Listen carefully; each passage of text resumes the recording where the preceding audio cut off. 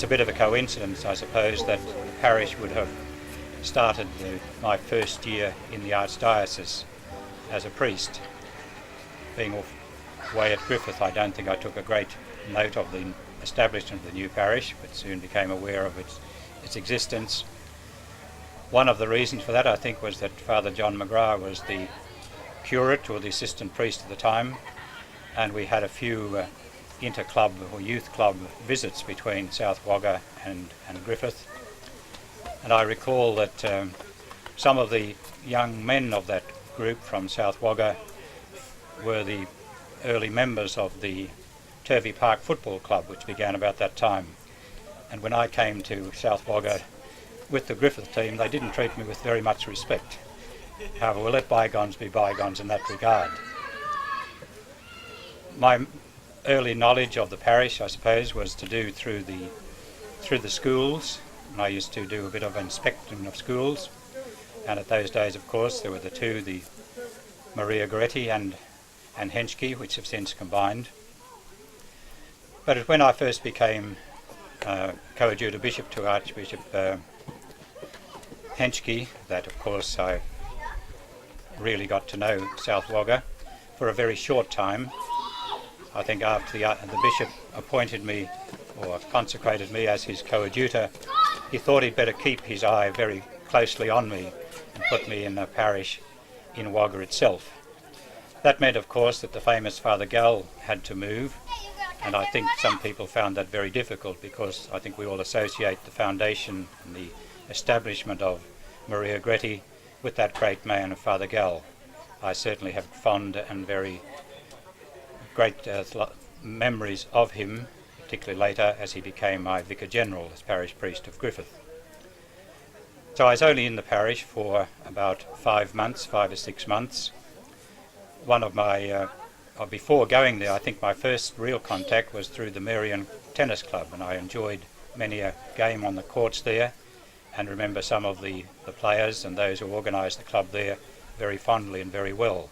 I think I even took a few titles out while I was there too.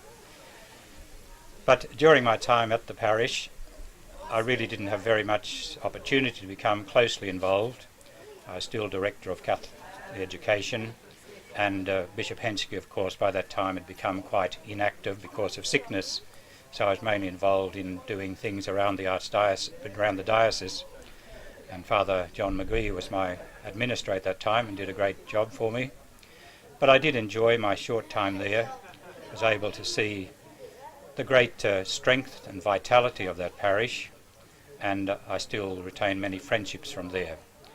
So I do think of you at this time of your celebration and wish you well, and pray that God will continue to bless the wonderful people, the community that is Our Lady of Fatima of South Wagga. I think clergy-wise it was a little bit top-heavy when I first went there, because Bishop Carroll was the parish priest, bishop as he was then, and Father John McGee was the administrator, and we also had Father Tony Loth was the education man, and so he resided at South Wagga.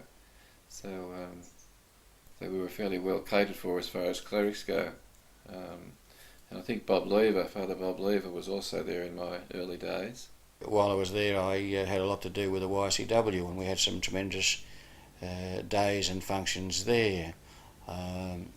Sometimes we were able to run very good functions when the kids were very loyal and obedient and did wonderful things. Other times some of the kids went off the deep end and we had a lot of trouble, but on the whole those times were really wonderful when we'd get kids coming from places in Sydney, and they'd come and stay for the weekend, travel down from Sydney by bus, and our kids would billet them out, and that was a good time, a time of good relationship with the kids. And the kids at that stage of the game, even though they were teenagers, were fairly faithful to Mass and the sacraments. We could even have retreats in those days, half-day retreats or day retreats. We used to put on concerts for the old people and generally have a good time. Sister Anne Quinane was the principal of the school, and she was great with people and always was able to get people to support the school. So there was plenty happening there, and I remember Sister Christopher was one of the other nuns, and also Sister Dolores, who people would know fairly well because she's still around there at Mount Erin. During my times, there was always something planned or being planned to bring people together, to enjoy themselves, to socialise and to interact. Of course, there were First Communion and confirmation celebrations. There were also fetes and sausage sizzles and concerts. There were bush dances, car rallies and picnics.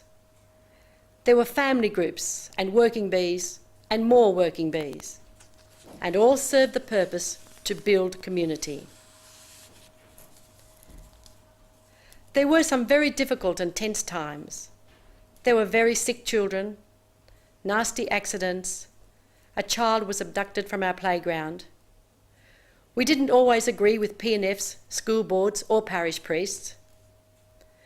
And there was a time when I froze. A young child observed a snake having a drink of water from a dripping tap, and, sensing no fear, the child held the snake to assist it. I just stood and prayed. There are two stories I'd like to share with you. For many years it has been the custom to have a dress-up parade during Book Week. We follow the tradition year after year, and each year the staff coaxed me to participate. Eventually I consented. I don't remember who I was, but I do remember they actually hired a costume for me. I was a Chinese lady, complete with hat, pigtail and plenty of mascara. I was extremely nervous about the whole show and stood in the office while the teachers were getting their classes assembled. All of a sudden, a new family came into the office, a family fresh from England, wanting to enrol their children in our school. Of course, there was great hilarity from others. I couldn't see anything funny at the time. That family actually came to our school, and at the end of that year, they were big enough to come back and to say yes, they did have reservations on that very first day, but they were very happy then to be part of the school community. I can tell another story on myself. It was, once again, the time to paint the dragon in the courtyard. So one Saturday, many staff came along to lend a hand. Kate Dengate decked me out in a pair of Frank's old overalls, and work began. All was well until I spotted a new family heading towards our group. I put my head down and said very distinctly and quietly to the staff around me, "The principal is not here. Got it? I'm not here." In her usual gracious fashion, Kate spoke to the family and invited them to return on Monday. Return they did, and as soon as we met, the father said, "Weren't you also in that group there on Saturday, painting that dragon?" To this day, I believe Father Clune had a part in that story. I can also remember Sister Anne Quinane when I was leaving. I had a horse float with all my belongings in it, and when I was about to drive off, I noticed this sign on the side of the horse float, and I got out and had a look at it. It was "Farewell and thank you, Bobby Lever," and I treasured that for a long, long time. But I know she got into trouble for being so familiar. And also, at one stage of the game, when Bishop Carroll was there for a little while before he went down to Cathedral, she farewelled him with "Farewell, Frankie Carroll," and that didn't go down too well. There were all sorts of worries over that one. Another incident I can recall is that one of the kids came onto the playground in late one afternoon riding a grey pony, and the grey pony, and I think his name was Gardner actually, was really mucking up. Anyway, Sister said get off, and she hopped on in a black habit and she rode the pony like a demon. But when she got home, as far as I can recollect, the knowledge that she got on and rode a pony was at the convent, and she got into trouble for that. So. And in 1953 it was my first year as a boarder at Mount Erin, and it was obviously also the year that Maria Goretti School was opened. And one of the events of my first year at boarding school, or memories that I have, is that the whole boarding school actually came for a picnic to Maria Goretti School. Today that doesn't sound very exciting, because there are so many other opportunities to go for more interesting picnics. But for us in those days, a walk as far as Maria Goretti School was a great occasion, because students in boarding schools in the 1950s very rarely ventured outside the grounds of the boarding school. I can remember coming up to the school. It wasn't quite finished, but it must have been pretty close to being finished, and looking past the corner there of Fernley Road, and all that was there were paddocks and animals grazing, and there have certainly been some great changes since then.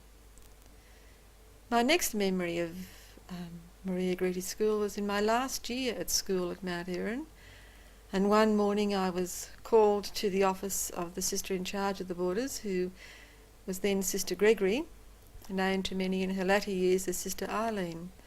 And when you were called to the office early in the morning, your conscience always seemed to go into guilt mode, and you used to think that perhaps you had done something wrong. But this morning I was called in, and she actually asked me to come with the sisters up to Maria Goretti School, as Sister Veronica was ill and wasn't able to come to school for a week. So I actually found myself having my first taste of teaching, and I minded a grade 1 class, I think it was, for that week, and found myself doing things that I would never have dreamt that I would be actually doing at that stage of my life. Whether or not that was perhaps one of the times when the seeds of my vocation began to start, I'm not too sure, but it certainly had me working with the sisters at Maria Goretti School at that time. Then my next involvement with Maria Goretti School was at the end of 1969, when I was out at a little place called Urana, and our transfers for 1970 came out, and with great shock I heard my name being read out as with an appointment to St Maria Goretti School as principal. So I packed my bags, come out in the plains and the dust, and found myself coming back to Wagga. And I came to Maria Goretti School at the beginning of 1970, and at that time I was principal and taught grade 6, and ran the school without any time out of class. My classroom was right down the end of the veranda, and I can remember the phone was in the office, and I spent my day, unfortunately, too many times, and I think back now, running up and down the veranda to answer various phone calls. The time up there at that school the memories at that time were very happy ones. There were so many people who worked along with us, the teachers on the staff. The other sisters with me in those days, I think, were Sister Dolores and Sister Christopher, Sister Stephen, Sister Claver and Sister Rosemary, who would be remembered then as Sister Jude, and Sister Margaret Barclay, Sister Geraldine. Those names come to mind as I speak now. They were there with me over the span of the 4 years that I was there, and there were some wonderful lay teachers there working with us too. In 1970, I especially remember the wonderful help that the school and I in a special way received from Mrs. Hunt, who I think used to sort of work with Bishop Henschke School and with our school on certain days during the week, and she used to do so many small jobs that helped the school to run smoothly. Another lady who comes to mind who gave of her time without any monetary reward but gave it unstintingly was Margaret Cullen, whose name I know has been associated with the school probably since its inception. Father Brenda Wye came later. That was in 1970, and he was always a very active person, as people would remember, and he was very strong with young people and forming the YCW. And there was a boys group and a girls group and a social group as well. And so there was a lot happening then, and because Bren was very enthusiastic and got things done. So I remember that as being a busy time. And Father Mel Roach was there. That's PP at that time, and Father Roach was always very friendly and kind and undemanding, and it was always a pleasure to be with him in a parish. Being a country bloke and living in a small parish, I got a bit of a shock that it's a fairly big debt there. I think about 130,000. That scared me a bit, but I began by getting a good financial committee around me, and they were a great help all through the years. Father Roach was the parish priest when I first, well, he was there the whole time when I was at Maria Gretti's school. The first year I was there, the curate with him was Father Brendan Dwyer, and he did a lot around the school to improve the grounds, planted grass, put in underwater watering systems, and made the place an easier place to look after, and for the students to have greater comfort in their playing time. And I also remember he spent a lot of time together with some voluntary parishioners painting and upgrading the Marion Hall. And one of my memories is that we had the infants playing or running, having running races, probably trying out for sports day, down on the grassed area near the church, and one little fellow went so fast that he couldn't stop, and he went straight into the wall of the Marion Hall and left a great big crack and 2 holes. I thought, oh dear, this was about a week after we'd had the grand opening of the refurbishing of the hall. But he was very understanding, Father Dwyer, and I went along to tell him of our problem, and it wasn't as great as I thought it may have been. I can still see the look on the little fellow's face. Maybe it was my face that looked so horrified that made him look more horrified. The other thing that Brendan Dwyer did was he was very good with gardening and things like that, so he all trimmed had the presbytery area looking very neat and tidy, and he also involved people in doing that. I remember other parishioners, Pat Kerwin was one, and also Therese Hunt, who were helping Brenda Dwyer out with the garden too. I can remember that. In the original days, perhaps in the late 60s, we used to do a lot of wood drives because there was a lot of wood fires around in the Housing Commission houses, and we would go out on wood drives. And I can remember this particular day we left about 6 o'clock from up at the presbytery, and we borrowed Johnny Mason's farm truck, and there was a guy called Kevin Carr, he was the president, Henry Alsop and myself, and we went out to Horry Cox's place. Horry Cox lived at a place called Cotty via Coolman, and out on his property he'd rang up and said that there was a lot of sleeper offcuts that we could have, which were excellent wood. So we've gone, Kevin Carr, Henry Alsop, who was the manager of National Australia Bank, and myself out to Horry's place in this old farm truck of Johnny Mason's.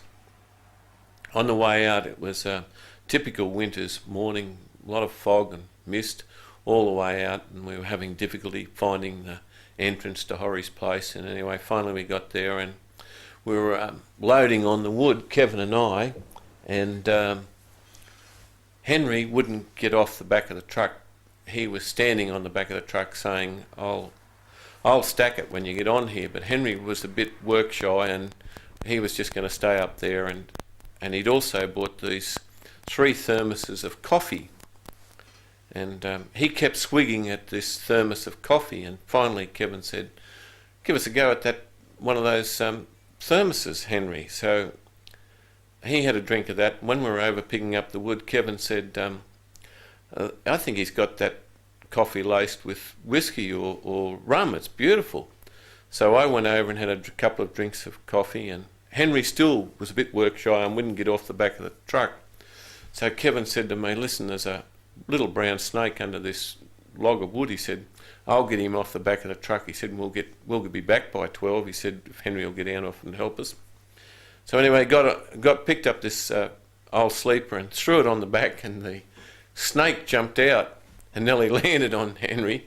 Henry not only jumped down off the back of the truck, but jumped into the cabin and wouldn't come out to help us at all. So it took us twice as long to finish up loading up this wood.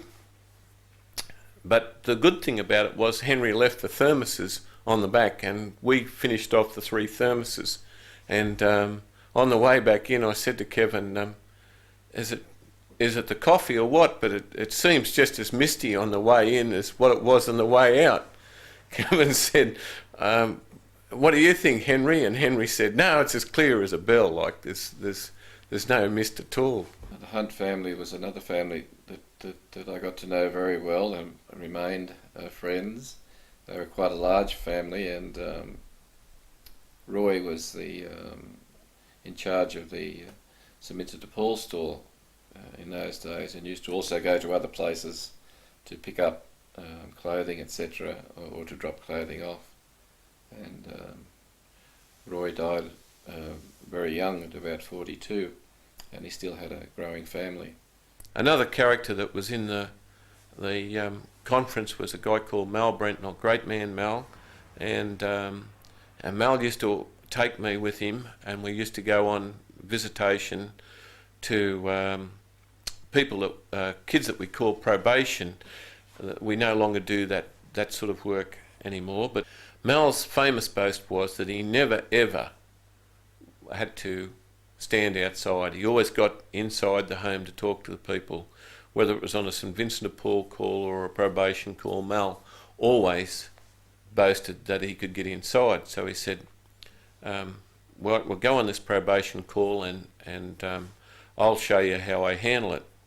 So we've pulled up down the bottom end of, round about the bottom end of Fernley Road there somewhere. The house is no longer there, it's been knocked down, but it was an unusual house. It had the normal back door and front door. They faced north and south, and then they had 2 side doors, like as if it was a set of flats, but it was all the one house and the one family, and they faced west and east. So we've pulled up out the front, and all the lights were on in the house, and Mal bowls up to the front door and knocks on the front door pretty loudly, and nobody answered. Then he knocked again. The lights went out in the front room. So he said, I don't know what's going on here. So he went round the side door, and the lights were on in the room there, like a lounge room or something there, and he knocked on that door, and no one came. He knocked again, the lights went out again. So he went round the back door, and he knocked on that door, and the lights went out there. That was a back kitchen or something. So he said, I don't know what's going on here. And I said, well, we're not inside yet, Mal. He said, don't worry, we'll be inside before long, I'll tell you. And so we went round to the third door, the fourth door on the eastern side, and he knocked on that door, and the lights went out again. And I said, why don't we give it away? It's we're not going to get in here anyway. And Mal said, no, I never give it away. He said, I'll get in. And so he went round to the front door again and knocked on the front door, and nobody answered, and he knocked again, and finally the front window was thrown up, and this lady's voice came out and said, we're all gone to bed, can't you see that, you stupid so-and-so? And anyway, I said to Mel, well, that finishes that. I said, so much for your talk about always getting in, you failed on this one. Another person who comes to my mind, and I would really like to mention on this tape, is Merv Selwood. Merv used to come each day and clean our toilets. It probably sounds quite a simple job, and I'm sure it had a far more reaching impact on our school than anybody would ever know. Merv was a great character. He had a great sense of humour. He was really so fond of the students, and if he was there in the morning or there in the afternoon after school, there were always a small group who were always around waiting for him, ready to have a yarn with him and to be there to receive from him his interest and concern for them. And not only the students, but the teachers and the staff, and I know in a special way the sisters, had a very special bond with Merv. He always had time to have a yarn. He always had a good funny yarn to tell us and to share with us, and there were many happy memories, I think, in every sister's mind who was associated with Merv, and remember him with very fond memories. There was another guy called Bobby Short. Bobby Short knew every street in Wagga. That was his boast. He knew every street in Wagga. And we got this call to go up to Tolland, to Joy's Place. And Joy's Place wasn't the concrete jungle it is there today. It was just a new street formed. And we had to go into a block of flats, and they were never numbered. We couldn't find the numbers. It's still just as bad these days. And the call was to see a young couple, and the girl was pregnant, and to help them with some food. Anyway, we found this flat eventually, and Bob was sitting facing the chap, and I was sitting facing the wife. So I'm sitting there, and I'm looking above the wife's head, and there's a big hole in the wall, big enough for a naval shell to go through. It was that big. And Bob's talking on, and anyway, I notice his gaze is fixed on this wall over here, and there's another big hole in that wall. And I looked around at that wall, and there's another big hole in that wall. And every wall had a big hole in it. And anyway, this girl got up. She was about 9 months pregnant, and she went out to the kitchen to get a drink. And Bob said, "How'd the holes get in the wall?" And they're huge holes. He said, "Oh yeah." He said, "We had a bit of a altercation here the other night, and they got punched into the wall." And Bob was got pretty annoyed with this bloke, and he started to say, things like, you should be more responsible. A man, your wife's pregnant, you punching holes in the wall, and you should behave yourself more. And how do you think the baby's going to be brought up if you keep doing all these sort of things? And the bloke kept saying, but, and Bob wouldn't let him interrupt. And finally, the wife came back in the kitchen, and she gave Bob a drink of water, and Bob stopped talking. The bloke said, "It's not me who's been bloody punching the holes in the wall." He said, "It's her." And anyway, that stopped Bob. He nearly swallowed the glass and all. And there was this girl about 9 months pregnant, and she'd really punched some holes out in these walls, I'll tell you.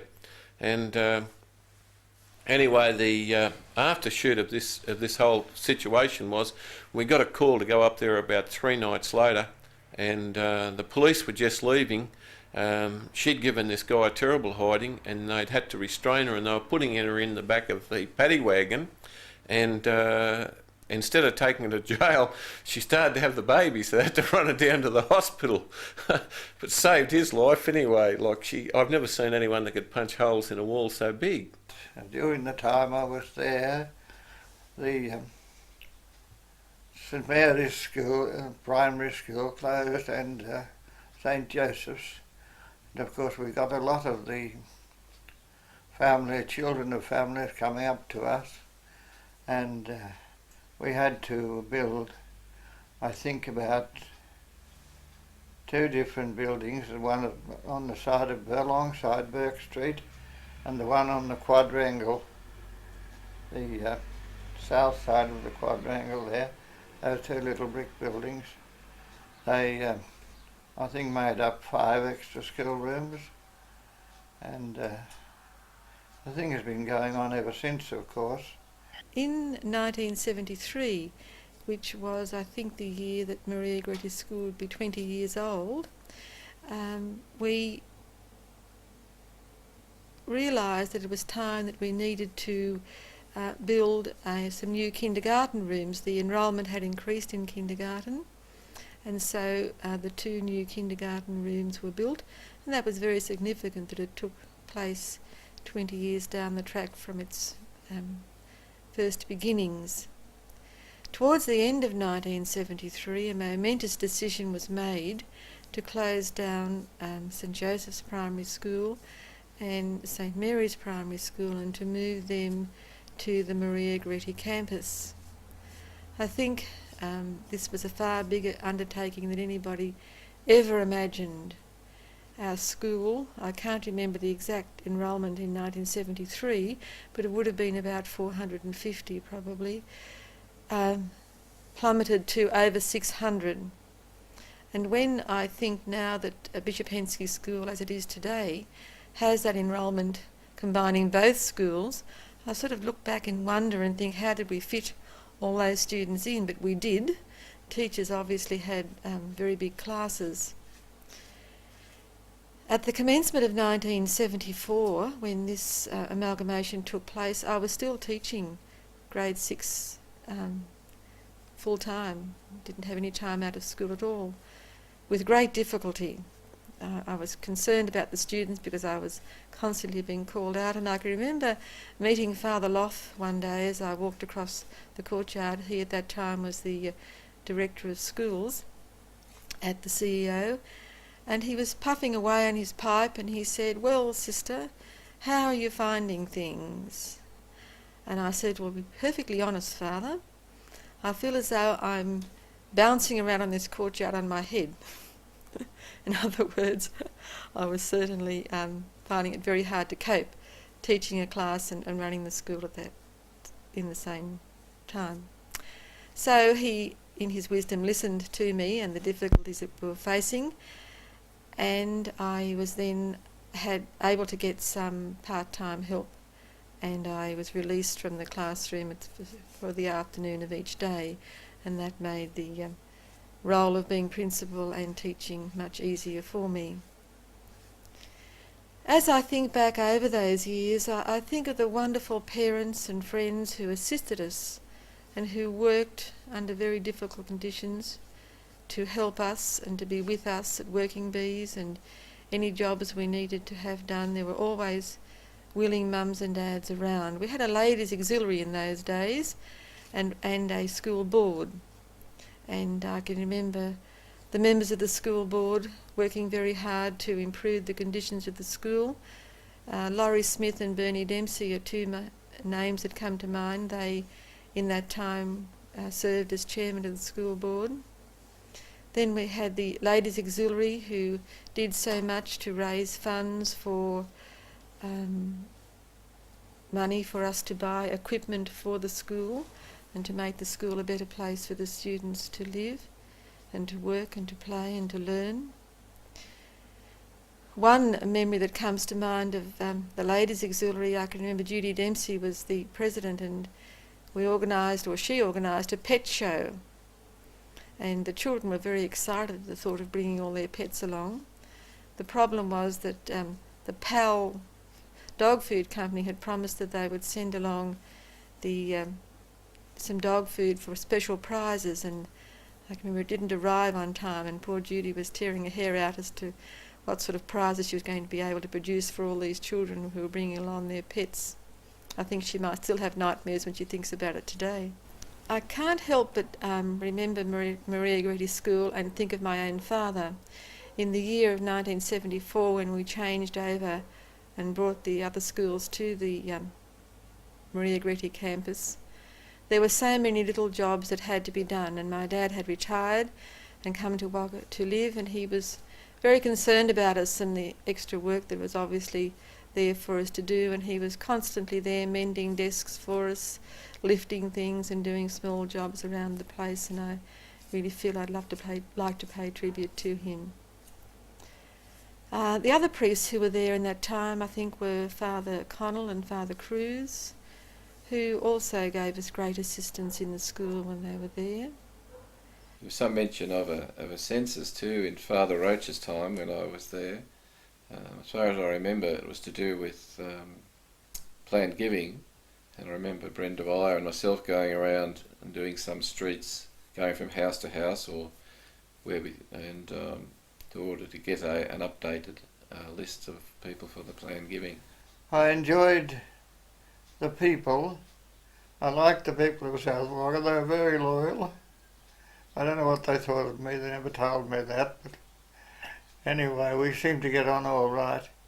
And there was a lot of good work done. Of course, my main interest was, I tried to make my interest the church and the Mass and the sacraments. And I had some good helpers amongst the priests, assistant priests. They were once called curates, but I don't accept that name now. They're either assistant priests or some funny names they give themselves. To do with the mission that the Redemptorist priests had, they formed a number of groups, sort of family home groups, and I was engaged in one of those at South Wagga, and Brian and Shirley Shaw, and Margaret and Bob Cullen, Frank and Pat Kelly from down the Cathedral Parish, and Pat and John Meeker. They were all were involved in the particular group that I was in. I had always 2 or 3 priests living in the house with me, and they were excellent. 1 or 2 of them were outstanding. I won't mention names because, well, I think results speak for themselves, and the names of and the personalities of some of the assistant priests I had there are still held in very high honour and in the community, and are looked upon as friends by the members of those families that they knew so well. Well, I arrived at South Wagga at the end of 73, after I was ordained in Albury. Father Mel Roach was the parish priest, and I was there for 2 years under Mel. Fairly quiet sort of couple of years, I think. I spent my time getting adjusted to parish life and so on, and Mel was very much I suppose a sort of a father figure to me in those days. I think one of the things that I may have begun in my 2nd year there was to put on a retreat for women out at Overdale, and that became an annual event, and quite a few of the South Wagga ladies were regular participants in that, and most years those retreats have gone on. I always had the belief that lay people, who are the backbone of the church anyway, don't have the opportunity for a bit of quiet time and spiritual reflection like priests and religious do, and so I saw that as a real gap in the church, and I tried in a small way to do that, and I always enjoyed doing it, even though they took a bit of work. And I've carried those retreat weekends through, as I say, for most years, in the 20 odd years I've been in the diocese. We had some very good workers in the place, particularly St Vincent de Paul Society, very active at the time. We had a very good and keen education committee. The sisters ran a good school and the discipline was always there, and I was very keen to see the result of the discipline amongst the kids, and particularly in the homes. I tried to visit as much as I could, although I was never satisfied with knowing the people as well as I wanted to.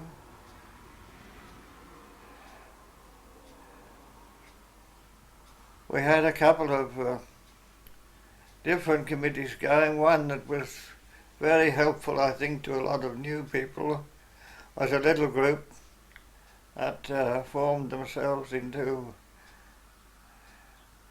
a kind of helpful society who would meet newcomers to the parish, and that was very, very effective with regard to new families coming in and feeling as strangers, and the idea was try to make them not feel that they are strangers in a new world.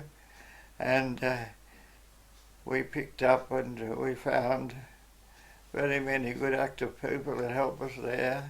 Now, when I was speaking about helpers in the parish, there were a lot of them, many of them, who did things and worked for the church and for me and for the parish and for other people without anyone noticing them.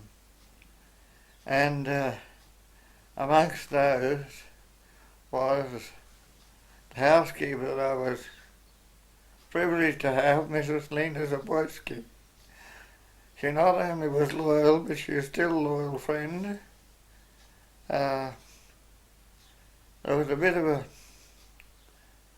amusement, I suppose, at the time, because at that time I was a keen, active gardener, and I think we never bought anything.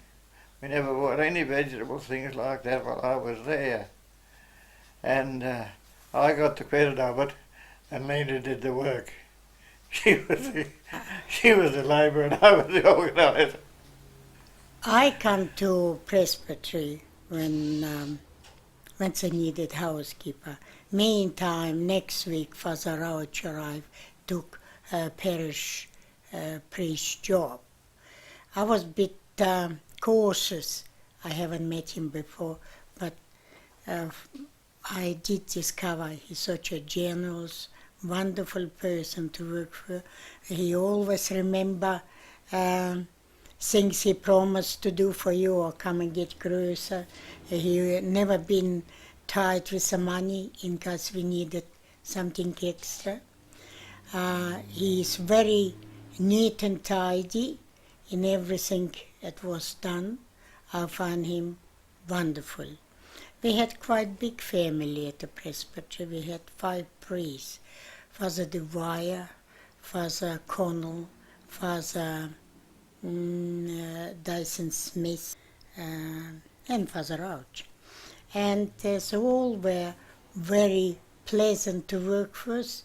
They're very busy at the time, and I found joy and really enjoy my work and try to do my best what I could.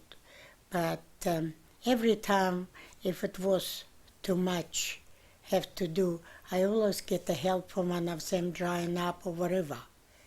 I found housekeeping was a really speciality to be there in Father Rauch time. He always there when you needed. In one stage he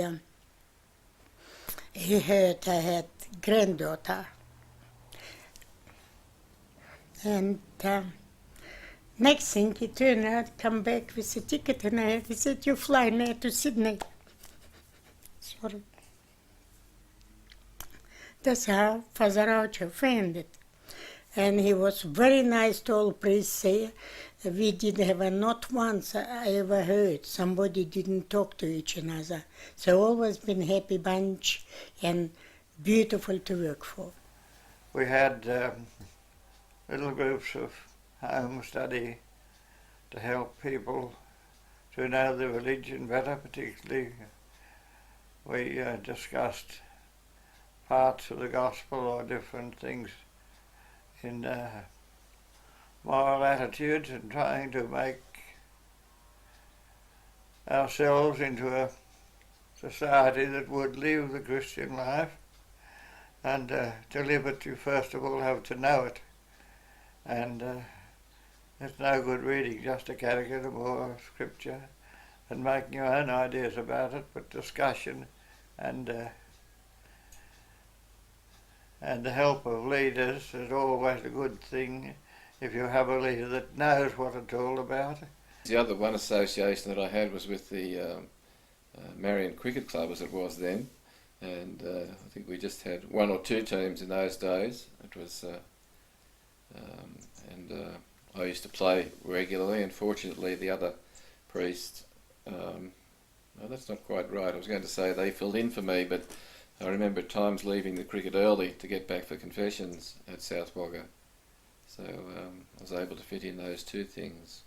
If I've passed over any particular incidents, I've always been grateful. I've always looked back with pleasure on the time that I spent there, because I don't think I ever disagreed violently with anybody. Probably people disagreed with me, but they didn't show it. They accepted it, accepted my weaknesses, and accepted the fact that whatever I did, it wasn't very much, but I did my best, I think. I thank God for that. Father Roach finished his time there early in 1976, and I recall a little bit of the farewell mass we had there. I think Bishop Carroll came for his final mass, and then we had a bit of a do in the hall. Shippy and I and the Malavis sang a few songs with our guitars and so on. And Jim O'Dwyer sang too. So that was the first parish priest I survived under, Mel, and then came Father Bell, fairly fresh from South America and full of dedication and full of a fair bit of discomfort with our Western way of life, particularly our materialistic lifestyle, and he regularly confronted all of us with some of our challenging our values. Having had about 13 years in South America, he had a few different ideas from us, but they were very good years, because I had 4 years with him there then, because he was very, very much full of life and keen to try different things and to open the presbytery to people. I recall one time we had some Tanzanian students at Riverina College, and Frank Bell invited them up to a meal at the presbytery a few times, and they were interesting evenings. I've got many happy memories of South Wagga. I came there in early 1976, and I was just pretty fresh back from South America, and I was very happy to come to South Wagga, because I'd worked in Wagga years earlier in the cathedral when I was in charge of the diocesan youth movement. I was down there for 4 years, and in those days South Wagga was part of Wagga anyway, until Father Gall and John McGrath took over. But they were happy days and good days, and we all knew Wagga pretty well in those days. So I was glad to come back and see the development of South Wagga, all these different suburbs that have sprung up, Mount Austin and Tolland and so forth. And the last one that came in my time was Glenfield. So it was a much bigger place and a very developed parish. And I think anyone looking at the history of South Wagga has to pay great tribute to Father Brian Gall and John McGrath for their work in the early years. They really laid wonderful foundations. And then those who followed them up to my predecessor, Mel Roach, and those that worked during those years, and especially the parishioners, they put in such a lot. Well, now, if I have to say anything about South Wagga, first of all, I'd like to apologise, because I suppose I wasn't aware of it until after a while, but I was very hard on the people of South Wagga, and that was due to the conditioning that I'd gone through in South America. I suppose it was a re-entry problem, but I really want to apologise to the whole lot of them, because I was very hard on them. The thing that in particular I can remember about the time whilst Father Bell was at the parish was he often spoke about his time in Peru when he was in the missions there, and there was always fundraising going on in the parish to support the missions in Peru. It was quite a contrast to come back from South America, where people live in utter poverty, and to come into a parish and into an area where a lot of things jarred. I couldn't help it. They jarred greatly with me. I suppose one of them was just sheer administration and money and all that in the parishes. We never had those worries in South America. There wasn't any. And so to come back and be all caught up in bills and meetings and books and accounts and all those things just wasn't my kettle of fish at all. That was one big thing. And the other big thing was the contrast in our way of life. I suppose there's something like, we had a beautiful school, we had a magnificent school in South Wagga. Sister Anne and her great staff of stalwarts there, they did a great job. And we had a big school and a very busy one. And it was a great contribution to the parish and to the whole of Wagga. And that was in contrast to some of the things that I'd seen representing schools in South America. Another thing was the affluence of our society, like the beautiful care in hospitals, the base hospital, Calvary Hospital, the Home of Compassion. We just had beautiful, magnificent facilities there that just don't exist in other parts of the world, certainly in the part where I was. And then there were more exaggerated things, in our parish we had a veterinary hospital. I mean, it's bad enough if there aren't hospitals for people, but when you've got providing hospitals with every facility, x-rays, hygiene, bedding and all the rest for dogs and cats and all these things, that was very exaggerated, and to have whole hospitals for them. And on top of that, I was really mad, I suppose, when on top of that we had, a motel, a boarding place for dogs, what was it, kennel boarding house or something, where the people used to put their dogs while they went away on holidays, and the dogs were assured of food and a daily walk and exercise and all these things.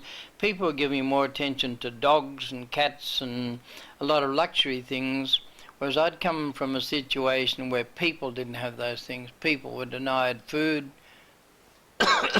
medical care, education, transport, communication. And so, it was quite a contrast. And that's why I apologise to the people of South Wagga, because unconsciously, I suppose, or otherwise, sometimes it just came through that, we're sitting on the top of a nice cream cake and lapping it all up and taking great pleasure in it, and taking all advantage of all these things of modern society, whereas there were so many people in the world who just didn't have those things, and I just felt that it wasn't just, it wasn't right. As a result of that, I suppose, the people were very good. We actually talked about it from time to time, and as a result they sent in money, I don't know, up to some $75,000, I'd say, during the time that I was in South Wagga, about 3 years, because there were some private people came to me and made very, very substantial donations of money, as well as the wonderful team we had in the parish who worked on those things. We had a wonderful team of parishioners, and they contributed, they organised functions, and we did great things for South America. And as I say, that in one Kavalika, Bishop Dermot Malloy has a number of buildings and institutions dedicated to the people of South Wagga and Wagga Wagga. It's a famous name over there, they know it. And Bishop Malloy is still there. He did come out to Australia. He visited our parish. He stayed with us. He played his guitar and sang songs in Mount Erin and around the town, around the city. Went to Albury, visited a bit of Sydney, and then went back. So he's still carrying on there as Bishop of one Kavalika in Peru, South America.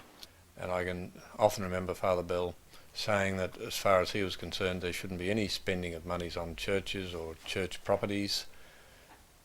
God was with us wherever we were, and as far as he was concerned, having Mass under the tree was as good as anywhere else. It was this philosophy of Father Bell that I think a lot of people went along with, and it was his generous nature to people which won the support for him of most of the parishioners. He also used to always refer to the parish house as just that, the parish house. It was a haven, a place where all parishioners could go to, and many people often went there. Lots of church meetings were held at the parish house, and we were always made extremely welcome by Father Bell, together with Father Tom Corrigan and Father Bernie Thomas. Another important memory of South Wagga Parish is that Magellan group. Now the ladies will know what I'm understanding. It wasn't my Magellan group, it was their Magellan group. They did it. And I let them have my house, you know. And they used to come there every month. And it was really, you know, the girls' night out. And I'm sure they enjoyed their night out.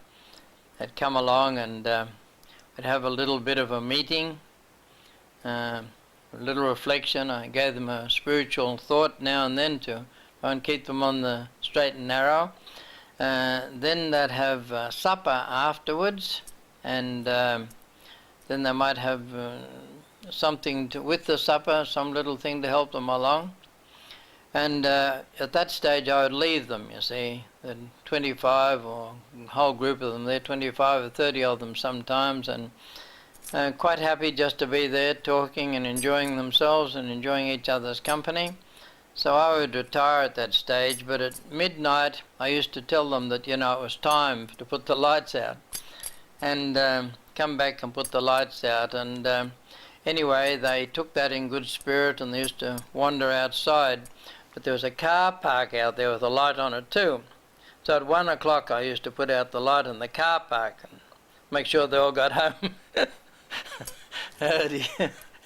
But they were a great group of people. And some of them also in the tennis club, and the tennis club was another good thing in the parish at that time. A lot of people played tennis, and we used to have a hit up there even during the week sometimes, and it was good. It was good for the parish and a good social place to be.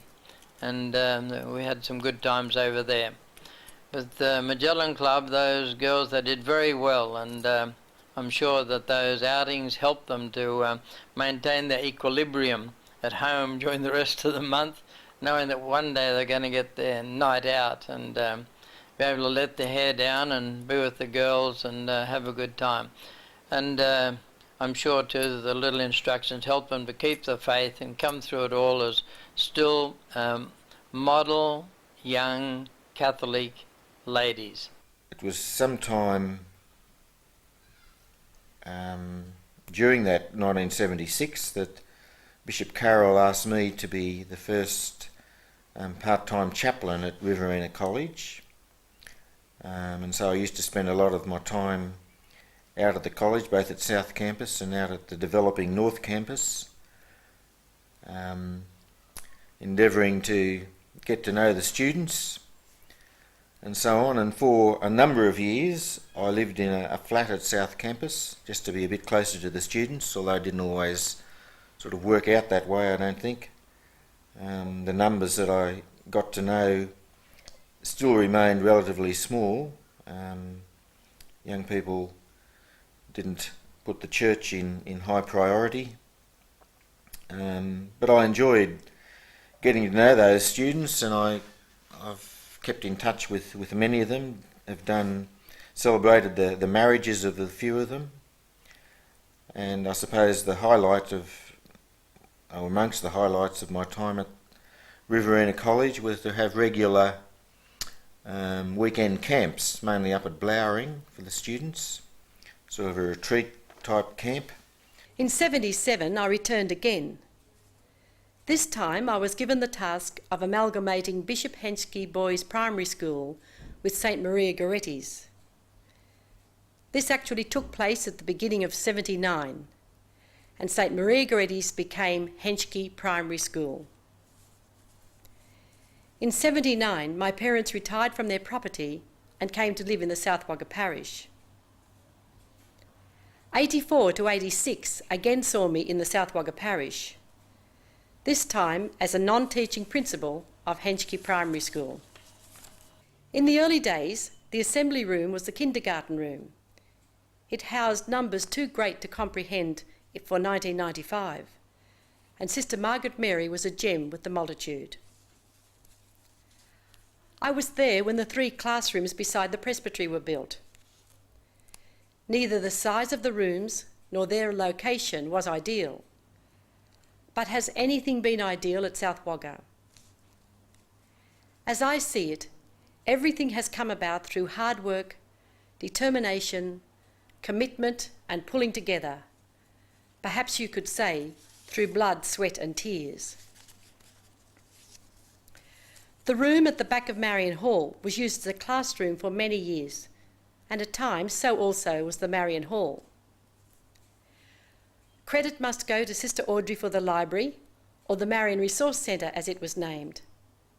And that didn't happen without loss, because the establishment of the library meant the loss of some valued tennis courts. The arrival of the Terrapin buildings helped to ease an accommodation problem at the time, but it added to our headaches in a number of ways. They were hot, small, very noisy, and they leaked. And did they leak? They were casts off from Trinity Senior High School, and many, many times I offered them back to Trinity. But with initiative and perseverance, they achieved a new status. With heating, cooling, carpets, bright paint and landscaping, you could hardly recognise them. Beside the Terrapin buildings, we saw the Diocesan Special Education Centre established. We also saw its departure. A major event for South Wagga Parish was in January 1978 when we sponsored the first 2 Vietnamese refugee families to our parish, and in preparing for that we got a committee going and worked pretty hard in finding accommodation and working out how to communicate with people who didn't have any English, and it was a very memorable day when our 2 families arrived. I think it was on January the 21st, 1976. They arrived under the guidance of Ted Bacon of St Vincent de Paul from Sydney, and there was a little Vietnamese nun, Sister Maria, who also came down from Sydney with Ted to sort of help us communicate and learn a little bit of basic Vietnamese. But most of our communication was sign language. But we gradually settled them in, and they became very much a part of our South Wagga community. Just one other group in the parish that I felt was very important at that time when I was there too was the St Vincent de Paul Society. It was a small group of men, Ken Fife and his troops there, and they used to meet and carry out good work and worthwhile work in the parish, visiting people that needed help and that type of thing. Then a ladies group started up, and it was in the ladies group that they did really wonderful work and some tough work at times, as they'll remember, cleaning up homes and looking after people and visiting, and they really had a very active and a very active group that was doing good work in the parish. And it was one of their discussions that we talked about, people suffering in the world in general, and we decided that we'd try and do something about refugee people. And we contacted the immigration department, and the first refugees came to Wagga to that group. They were Vietnamese people, and I think others have told us the story of them.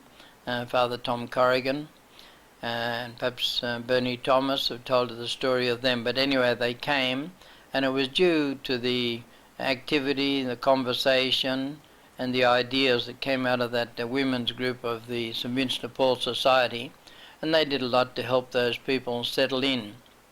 It was about that same time, or a little after, that Bishop Carroll invited Jeff Fitzpatrick to look after the question of refugees and immigration. And a setup was organised at St Isidore, and Wagga Parish and Wagga Diocese began to carry on that activity afterwards,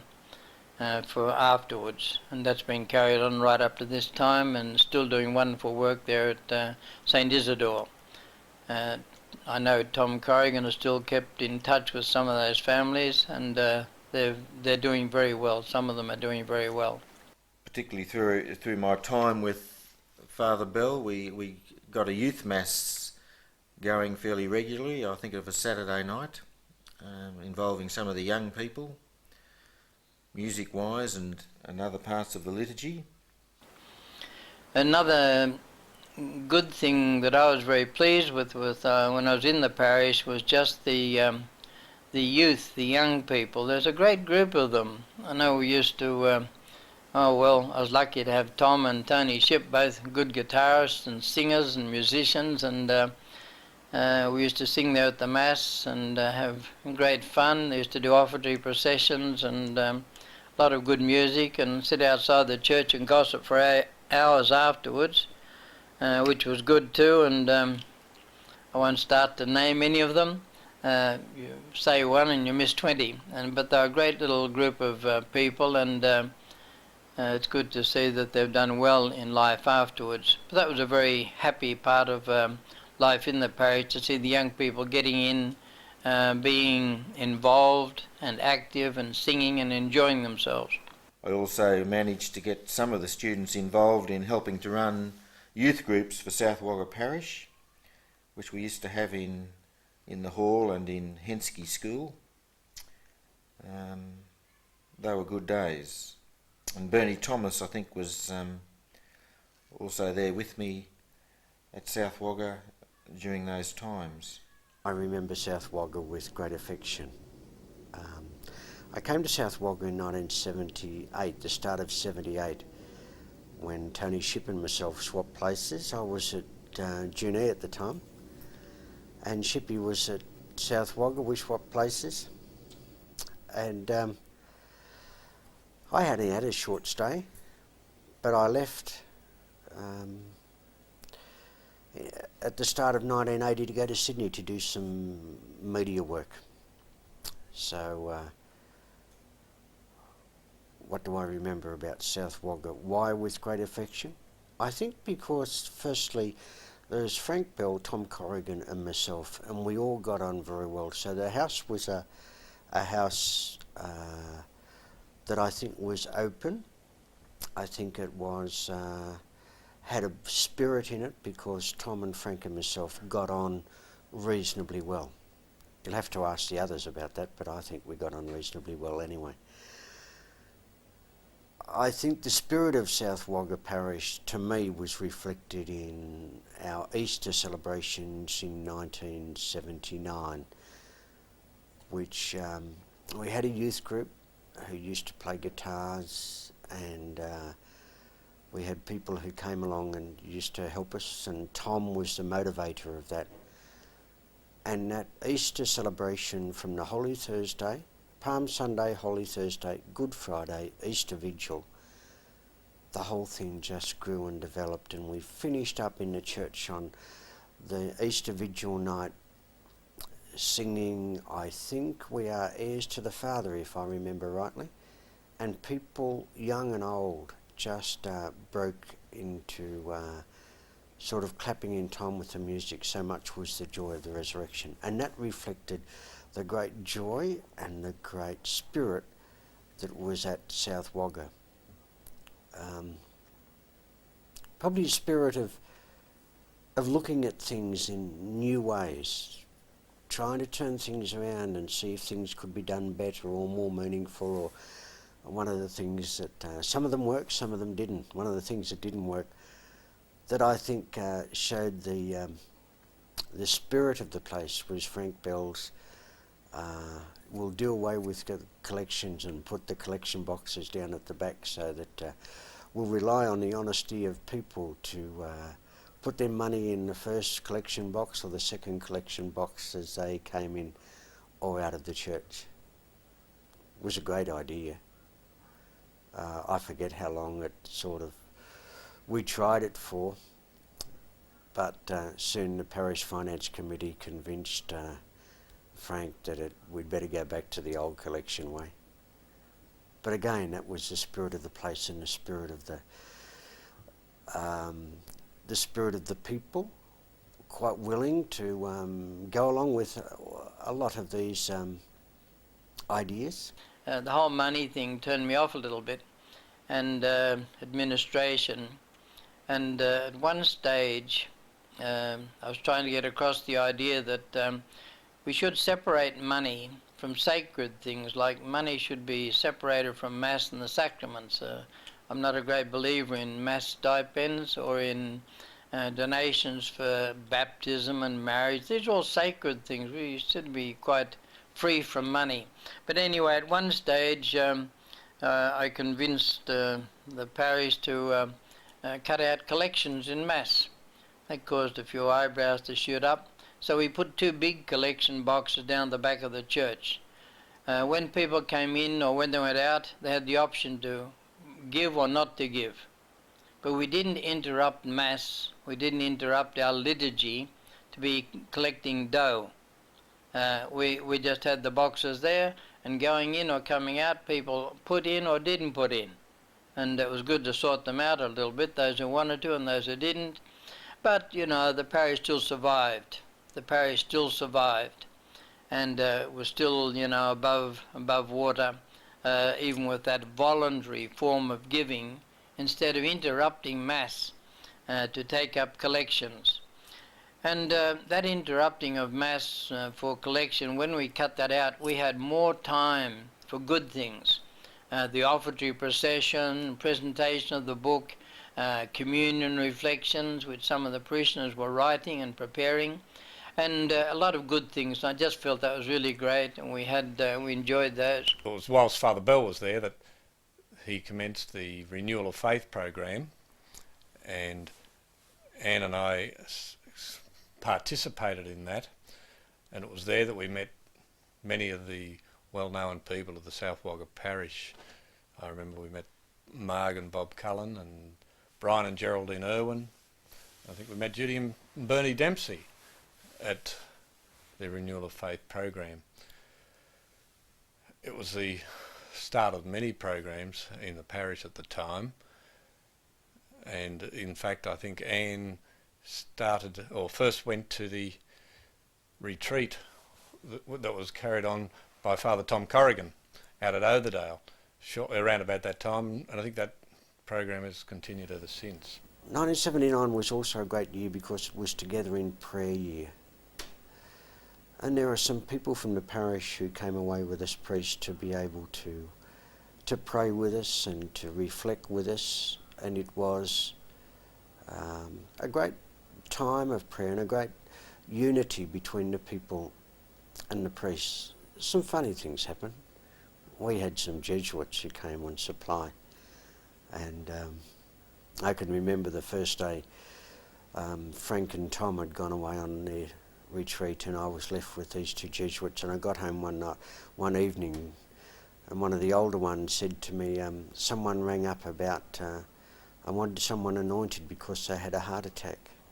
So I went round to where the place was and was greeted at the door by one of the ladies of the parish, and she said, Ingo, why are you employing priests to run the place when they don't have any faculties? And of course she thought having no faculties meant that he wasn't able to do anything. Having a faculty for us priests means that the bishop has given you permission to celebrate the sacraments, and although he was supplying, he didn't think the bishop had given him permission to go and anoint. Near the end of the late 70s, I became involved, I think, as chairman for 2 years of the parish council. I remember Lauren Hall was the secretary in those days, and she was of great assistance both to me personally and of course to the parish council. A lot of visitation, a lot of work in the hospital, both the base hospital and Calvary, but the nuns were always very helpful and very good. And the base hospital also was good down there, with collaboration from a lot of the nurses, especially the Catholic girls. They were very good. And good things like that. I enjoyed visiting the homes, and made many good friendships. And it's my fault that I haven't kept them back. I still haven't got into our routine of lots of letters and all those things. So it's my fault that I haven't kept them up. But I do have great memories of many families, many good people, and when we do meet from time to time, it's happy to talk to them. Just another little thing that occurred at that time too is the Sunday catechetics during the 10 o'clock Mass. Some of the ladies used to come together and gather the little ones in the school and give them lessons and classes and prepare them for Mass. That was another good little activity. Must have been in the end of 79 that Father Bell left South Wagga and Frank Clune came as parish priest. And I was there, I know, with Father Kevin O'Reilly for a time, and it was a very different atmosphere in those days, different priorities and different things happening. And I think in those times my commitment to Riverina College became a little bit more a substantial part of my interest. I'd always be at the parish on weekends full time, but during the week I was largely out at the college. During 81 there seemed to be a lot of social events, according to the eye of my camera anyway. We had a family camp at the end of 1980 up at Blowering Dam. I remember being up there for that weekend. And then through the following year we had things like a progressive dinner, a parish bush dance, parish picnic. And at the end of that year, end of 1981, we had a major event with the Vietnamese community when Dung and Sin married in our church, Our Lady of Fatima. And then we had a big wedding feast at Toe's home, and that was a memorable time. Bill Chapman, the Dempseys, Lauren Hall, a few of the names I remember that were very much involved in looking after the Vietnamese and working very hard to make them happy and welcome in our community. After we'd welcomed those two families, the Cathedral Parish sponsored some families, and so the community grew.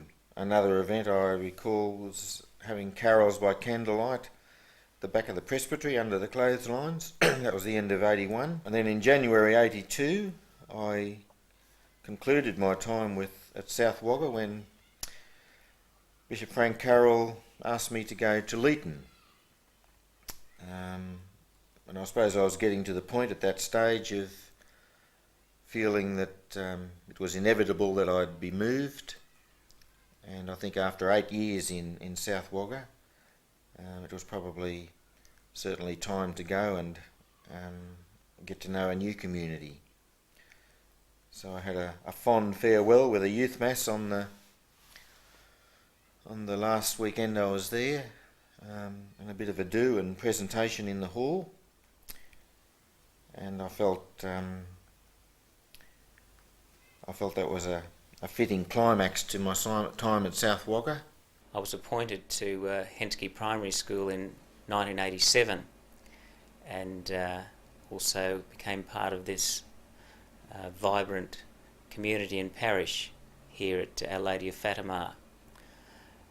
I followed the religious. Sister Anne Quinane was the principal previous to me coming, and I obviously had a lot of long traditions to follow from the Christian brothers and also from the presentation sisters.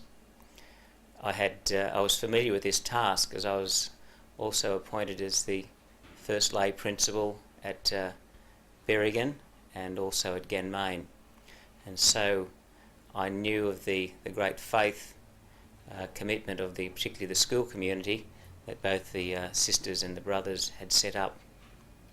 The parish priest when I arrived was Father Clune, and he quickly initiated me into many aspects of the parish, mainly through parish council, school board and the school community.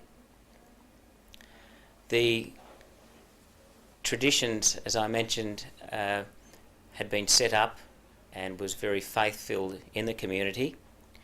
At the heart of this school and the parish was built on the values of Jesus Christ, and the whole school here at Henschke is and was one of friendliness, openness, shared faith, where students, staff and parents and friends come together in prayer and action to live the gospel of Jesus.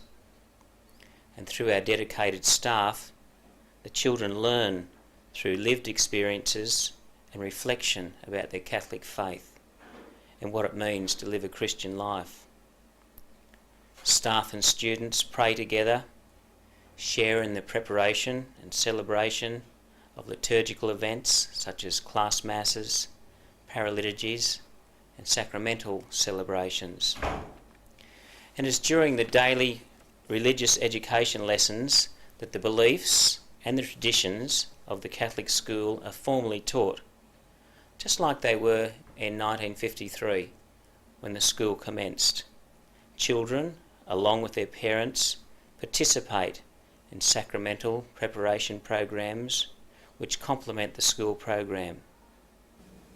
The present enrolment at Henschke Primary is 680 pupils.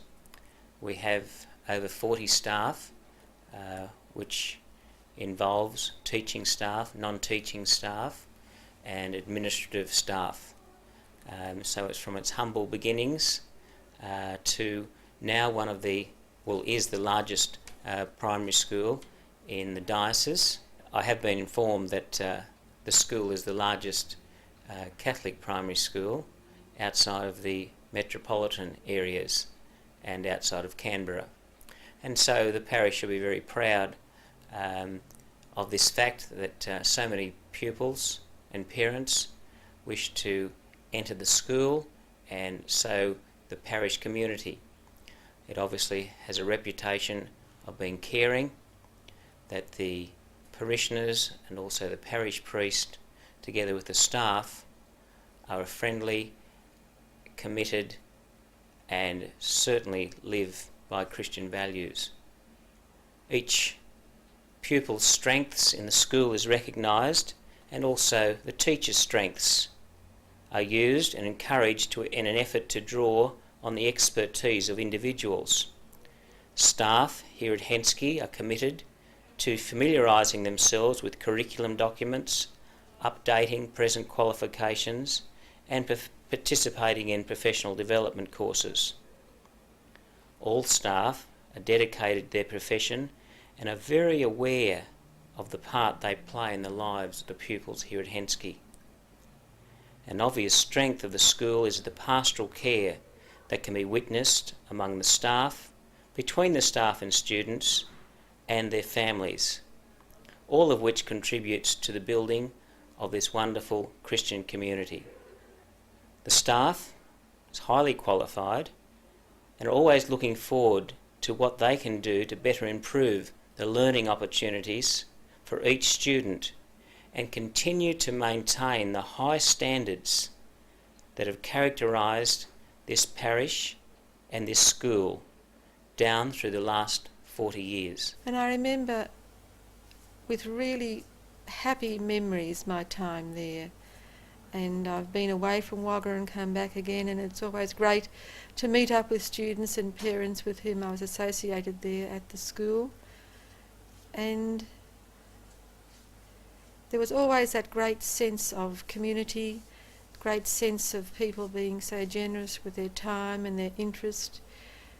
Anything we ran at the school, the parents always came with great enthusiasm and great sense of really wanting to be with the staff and the students and giving their support and their time. We've always really enjoyed our time with the South Wagga Parish, and I can only congratulate the people of the parish, and that's both past and present parishioners and past and present priests and curates for their great works that they've done in the parish, and I can just hope it continues for many more years. Over those 8 years I'd got to know a lot of people fairly well, and some of the families there I've kept in touch with and have been close to over the years since, and they certainly put me in touch with the reality of their lives, with the different things I was involved in as a priest, and taught me much, broadened me a fair bit, and so I'm grateful for most of the time I had at South Wagga. They were pretty good years for the most part. I think it was just a great time of, I think, spiritual sharing and growth within the parish, and a great time of sharing in the spirit of what it means to be a Catholic Christian.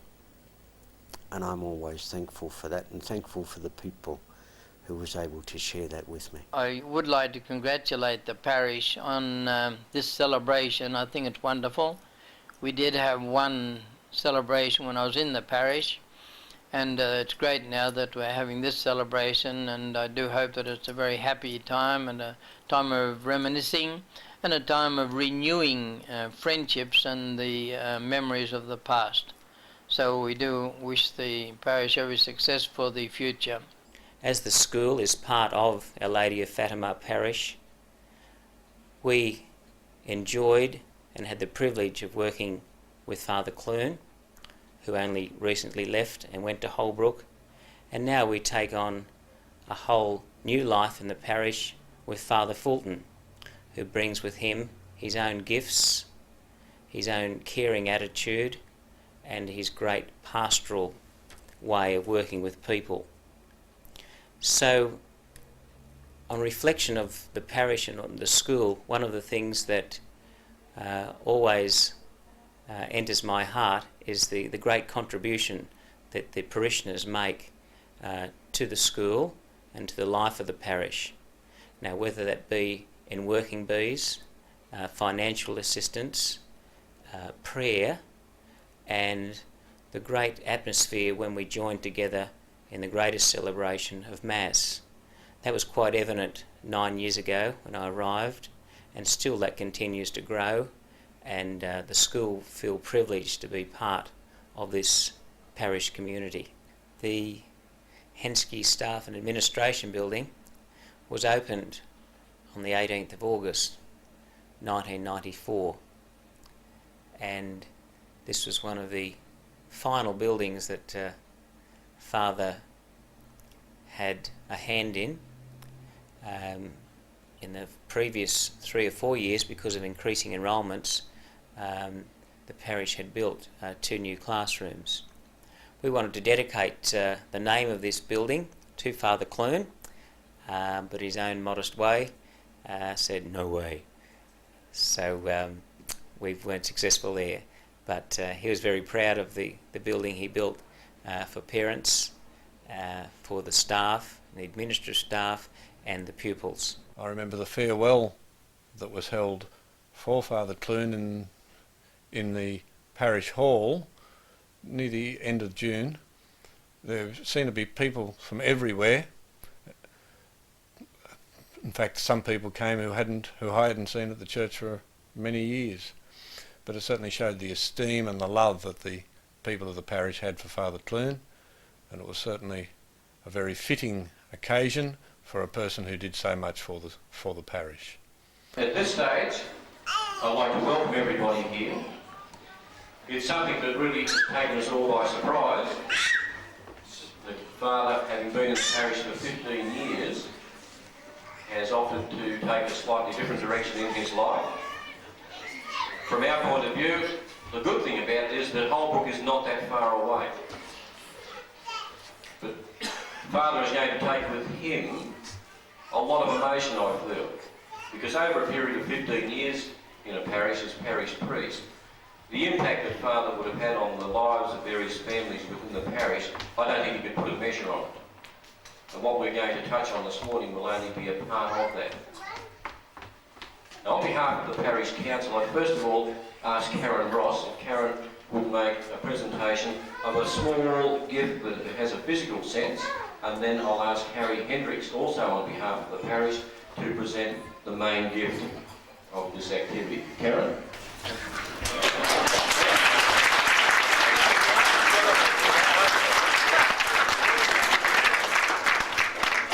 I'll now ask Harry Hendricks, and Harry would like to say a few words, because this is the gift that people have been standing at the back of the doors, and you've been so generous in giving towards, and Harry might like to tell you where we've arrived at with that. Harry? I've been here for all the 15 years that Father was here, and it's not until they go that you realise that they're a bit like an old boot, just nice and comfortable. But as well, I can assure you that there's a spirituality about Father Clune that I'm going to miss. I'm not suggesting Father Fulton won't have it, but that's special for me. And on behalf of you all, I'm going to make this presentation. 2 weeks ago, we were all surprised at Mass when we were told that Father Clune was going in a fortnight's time. In that time, we've raised over $3,600, and Father, not only will you be able to go to Ireland and come back, you'll also be able to have a fair bit of spending money as well.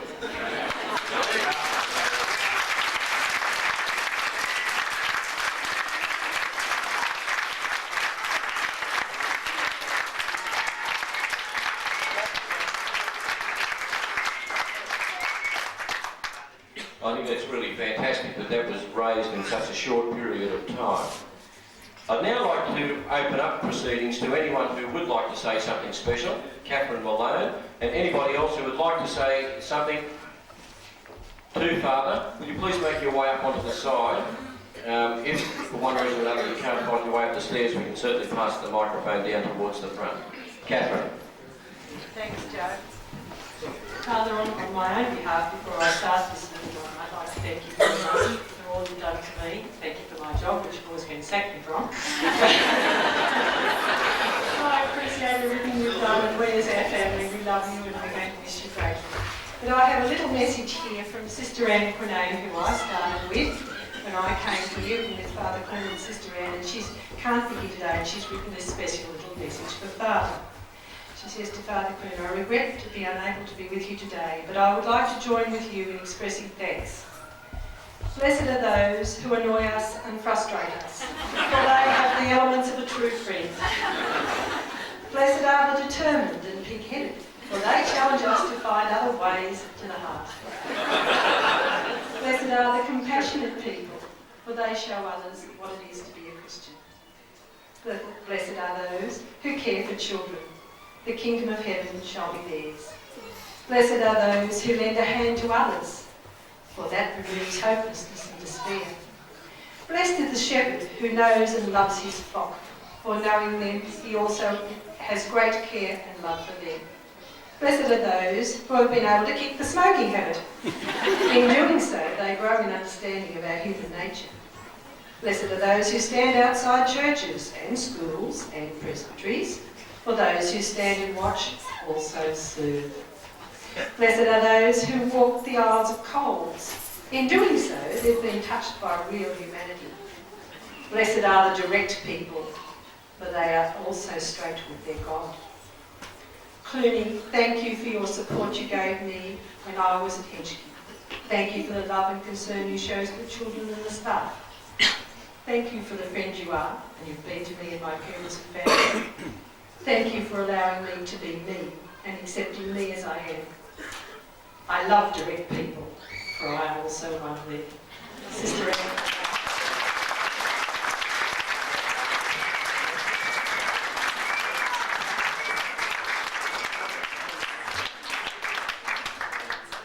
Thank you, Catherine. Peter Veras. Thank you, Chairman Joe. Isn't Catherine terrific?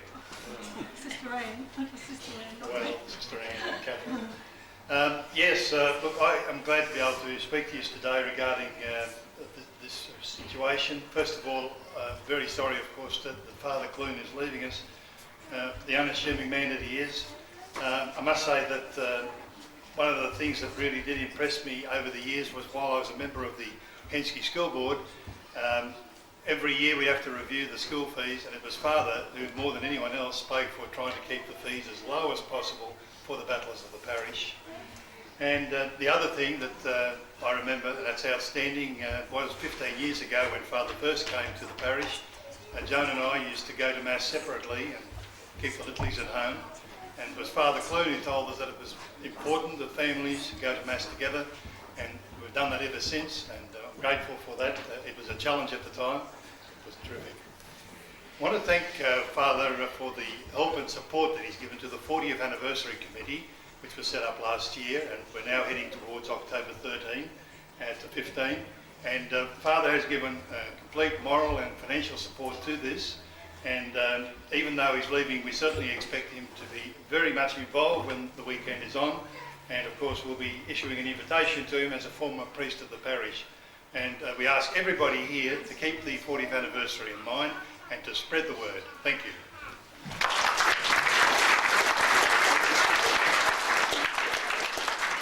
Thank you, Peter. Margaret Cullen. I'd just like to say thank you to Father True, who is one of the oldest, I suppose the oldest member of the Parish Council in age.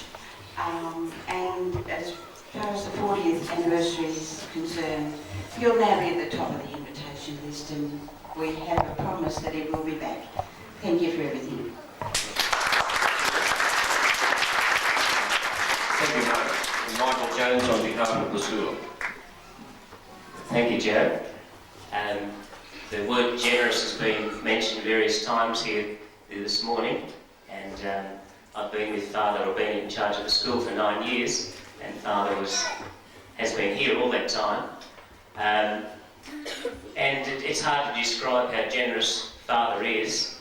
He's got a great love, and a real dedicated great love for the children here at Henschke Primary. He would never ever see them go without comforts that would help their learning environment. If he found that the children were cold, if the children were hot, if the children were missing some books, some library books, if they didn't have carpet, they didn't have adequate furniture, he always came along and was very generous with money to make sure that the children had the very best learning environment they could have. Often the school didn't have a lot of money, but he made sure that they didn't go without anything. And I could talk about, and I think some of it's up here, regards air conditioning and heaters and carpet and computers, adequate water supplies. Even for little infants at times we didn't have enough water, and during heat waves, Father was always there at my door, knocking at it to make sure that was fixed up. And if I had the excuse we didn't have money, well, he certainly came over with that. So he had a great love for the children, and to see children in Year 3 and Year 5 crying 2 weeks ago when they heard about Father leaving, it really shows what a great friend he was. Most people don't see that, or may not see that warmth that he has with children and staff, but if you stand back around and look around our playgrounds and to see Father playing with the children, talking to them, checking to see that everything's okay, that their classrooms are fine. The children have a wonderful love for him, and I think it's a real God presence when we hear, let the children come to me. It's just like children sitting here. They could be outside playing and running around, but they have that great deep respect for Father. They treat him like a God. He treats them equally so. And so Father, that we'll never forget that. The staff also have never been wanting at all as regards resources, and also again the learning environment they needed to teach the children. And I suppose I could talk about growing staff crying as well, hearing the news that Father was leaving. And they paid their respect to him last Tuesday at a special function.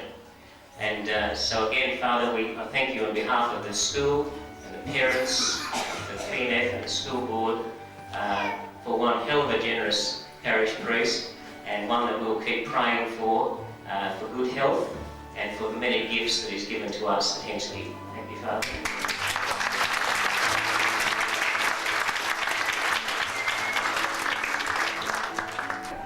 For those who don't know me, I'm Jan Pallister, and I've been involved in a lot of groups in the parish. And I can tell you that about 12 years ago when I was on parish council, Father said, I don't ever want a farewell. And I think the fact that we're here today shows how much we're growing towards Father, and Father has grown towards us. I'd like to thank him for his support, and I think the most outstanding thing about him is he's never refused a reasonable request. When he first arrived, I was in Magellan. I was president of the Magellan group, and I said, Father, we usually meet in the parish house. Can we continue to do that? He said, well, I don't know why you want to, but you can continue. And since then, I've asked Father for many, many, many things in all the groups I've been involved in, and he has never refused a reasonable request. So thank you very much, Father, for the support you've given me personally, and you've given all the groups and all the people in the parish. And on behalf of Beryl Wilson, who also asked me to say something about family groups, I've been involved in that all along as well. And I'm sure Father thought 10 years ago when we started, hey, what is family groups? You know, what are the Passionist priests doing here? But he welcomed them, and he welcomed family groups, and he has supported us very much so since its inception. Thank you very much, Father. Thank you, and good luck.